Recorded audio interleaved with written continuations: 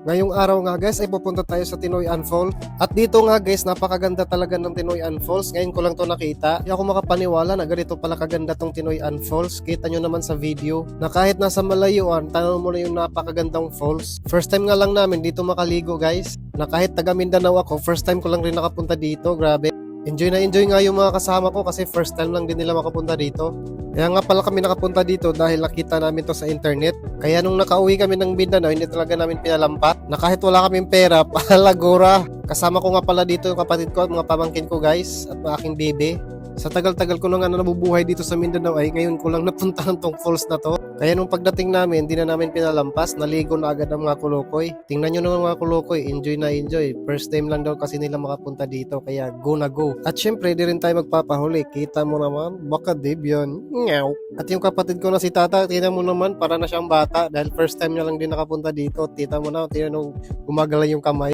At nag-renta lang nga kami ng jacket dito guys para makapunta dito sa ilalim or sa dulo ng falls. Tatalo na sana to si Tata pero sinabihan ko na mag-iingat siya kasi mayroong kahoy sa ilalim. Kita nyo naman yung view guys, napakaganda. Worth it talagang pagpunta namin dito kasi nga first time naming lahat at the same time napakaganda talaga ng view guys. Tingnan mo naman yan guys, kung sa malayuan pa lang kitang-kita na yung kagandahan ng Tinoyan Falls.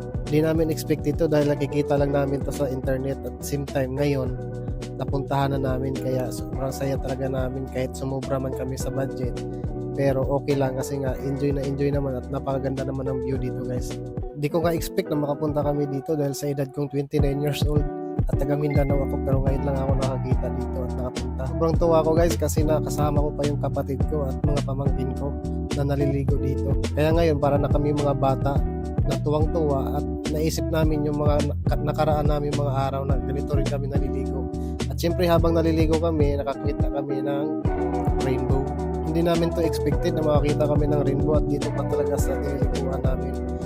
Highly recommend talaga tong falls na to kasi sobrang ganda talaga guys. Hindi kayo magsisisi pag once napuntahan nyo to, napaka-instagrammable talaga to. Nakikita nyo naman to sa video, napakaganda talaga at the same time. Wala ka nang masabi. Hindi lang kayo mag-rent ng jacket guys para makapunta dito sa pinaka bungad ng falls. Sobrang sarap sa pakiramdam pag once na makapunta ka dito guys. Mawawala talaga yung stress mo sa buhay. At makakalimutan yung mga utang mo na naiwan pa. At kung nakita mo tong video na to, punta ka na agad dito sa Tinoyan Falls, Bislig, Hinatuan City. Hindi kayo magsisisi guys. Napakaganda talaga. Worth it ang gastos at kahit na stress ka, mawawala talaga. Napakalamig ng tubig. Napaka-enjoyable talaga. Hindi kayo magsisisi. First time ko rin ako punta dito guys. Kaya sa susunod na pag-uwi namin, babalik talaga kami dito. Kasama ko ulit ang aking mga pamangkin at kapatid. Worth it talaga ang 4 hours na biyahe namin kasi napakaganda ng nakita namin dito. Kaya kung ako sa iyo, pumunta ka na at dito na lang yan sa Tinoyan Falls. Grabe guys, huwag kayo magsisisi at pumunta na agad kayo dito. At dito na lang magtatapos ang ating video. Pa-like and share naman guys. Maraming salamat po. Thank you.